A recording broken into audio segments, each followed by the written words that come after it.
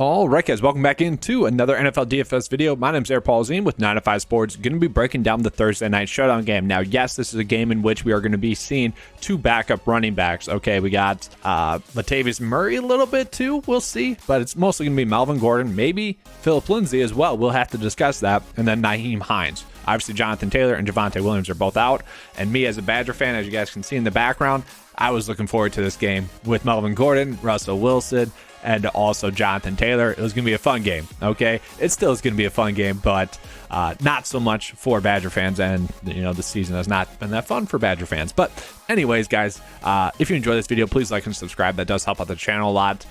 Let's just get right into it. So I do just want to start off with touching on Vegas, what they are seeing. So Denver is favored to win by 3.5 points, and actually the public is in on that at 73%.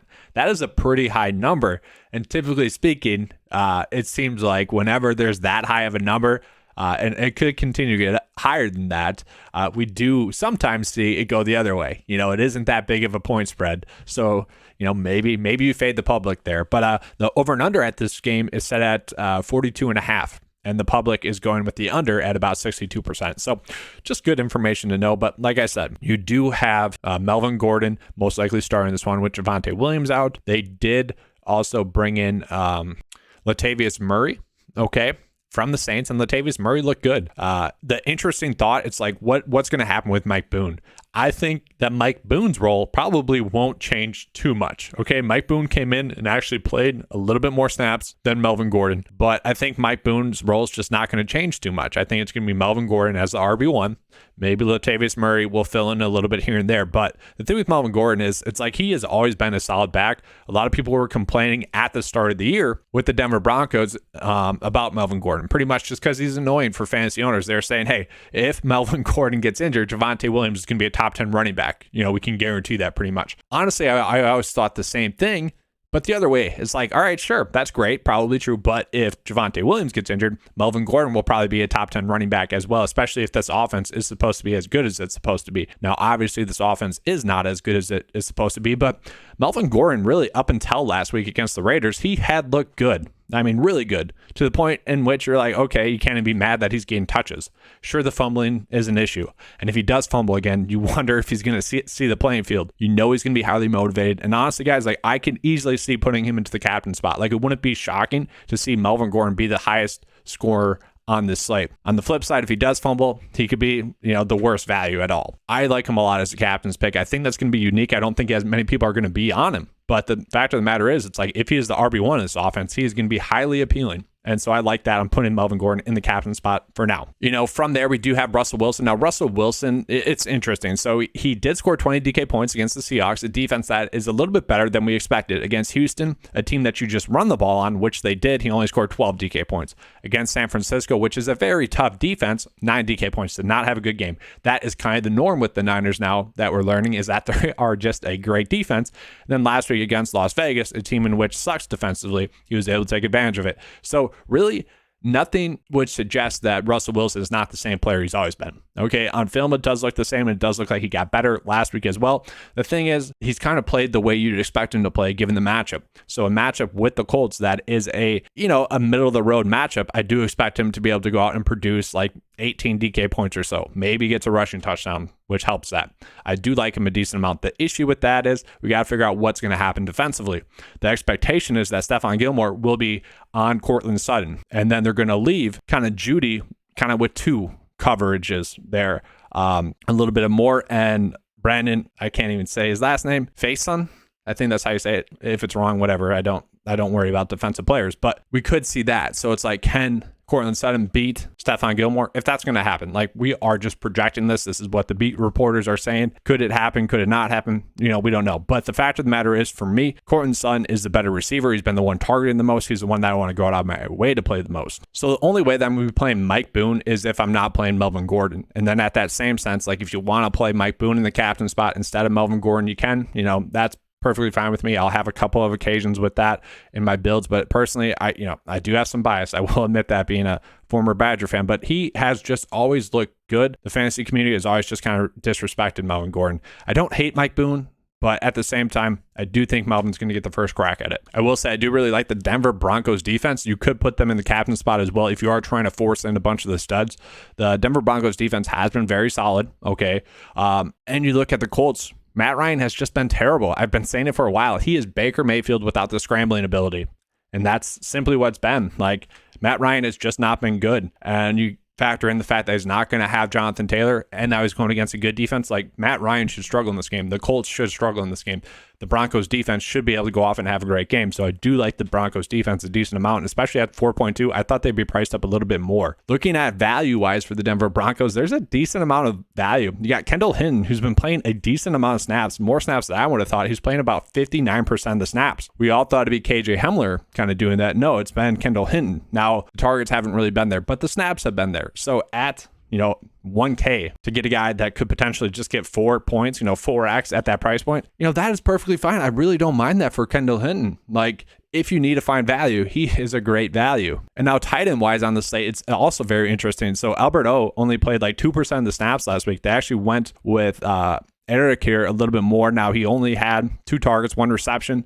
There's not that much there for the tight ends right now. That is the worry, okay? And he actually split a little bit of time with Eric Tomlinson. They both played about 40% of the snaps. So for now, I just see the tight end situation as a situation to avoid. But like looking on the Broncos, these are the players I'm going out of my way to play. So let's get into the Colts right now. Let's see what kind of builds we can come up with. So looking at it, obviously Jonathan Taylor is out. We got to figure out what's going to happen there. Is it going to be Nyheim Hines? And it probably will be. We'll probably see about 55 to 60% of Nyheim Hines, but I also do kind of think we are going to see Philip Lindsay. I think like Latavius Murray would probably be a perfect example of what to expect from Philip Lindsay. Like Latavius Murray came in and did well for the Saints last week. I do think Philip Lindsay could do the same similar thing, kind of get that same usage where he's on the practice squad for a reason, to fill in case like Jonathan Taylor got injured pretty much. Okay. I don't expect Deion Jackson to be a focal point. I think Deion Jackson's going to be a special teamer.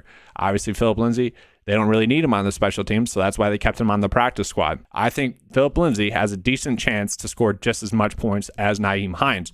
The only worry that I have is that the Colts will be playing from behind, and thus they'll be forced to pass it more, which thus would mean that Nyheim Hines actually is a good play. The problem that we're getting with Nyheim Hines is that he's priced up a little bit too much now. But yes, like we've seen the targets there 6, 5, 6, and like last week only 2, but I do expect those targets to continue to be there for him, especially if they're going to be playing from behind, especially with Jonathan Taylor out. I could see him getting those 6 targets, getting 10 DK points. So I do like him. He's probably my favorite Colts player on the slate. Talking about Michael Pittman, now he has been playing a ton of snaps. That's huge, over 90% of the snaps. We like that. And he is someone you can easily fit into your builds as well. And I'll be trying to fit him in because I do think like 10 DK points is now the question.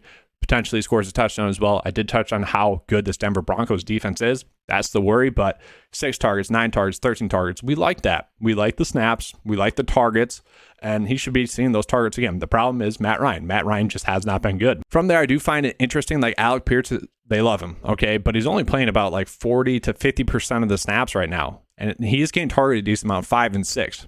We do like that there, but at the same time, Paris Campbell is playing in a lot more snaps, about 70% of the snaps, and he's not getting targeted enough, but at his price point, you do think about that. Like maybe with Michael Pittman getting more attention, the receiver that's on the field the next most, Paris Campbell, gets a few more targets. Now, I don't really love that, but it wouldn't be hard to see that happening, okay? So if you want to take a price discount from Alec Pierce, Campbell actually makes more sense just given the fact that he's playing more. Now, Mo Alley Cox, each season it seems like he has 2 or so weeks in which he goes off. That happened to be last week against the Tennessee Titans. Can you count on that again this week?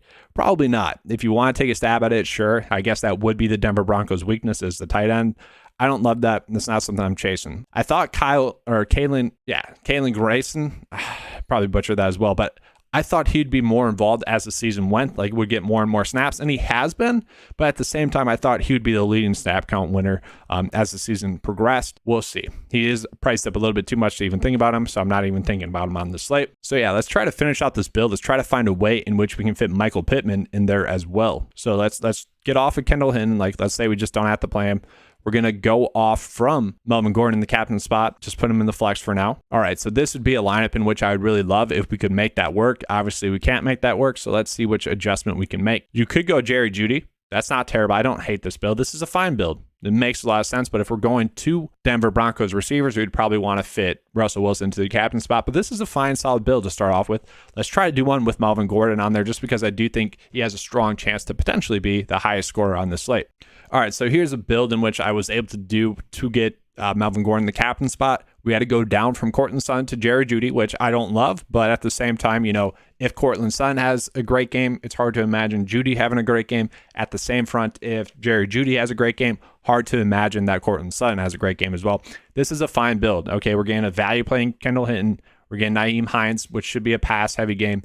We're getting Michael Pittman, in which we probably are paying up too much for him, but he probably should get around 10 DK points. If you wanted to go with, let's say, Courtland Sutton instead, you could, but then you're leaving a lot of salary left over. Then you'd probably want to go up from Kendall Hinton there, but then you're kind of forced into some less than stellar plays there, So it is an interesting lineup path week. It is one in which I do think we are going to be going, Denver Broncos defense with Melvin Gordon a decent amount, trying to fit Russell Wilson in there and kind of just figuring out where you have to go from there. But that's all I have for you guys for this video. Hopefully you guys enjoyed it. If you did, please give me a like and subscribe. I do appreciate that. If you guys want to become a 9to5 member, it is $10 a month. That does include the NFL DFS cheat sheet as well as the lineup optimizer. We do have it more as a golf package as well.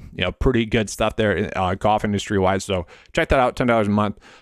Do appreciate you guys. Let's have a good slate. And as always, let's keep cashing.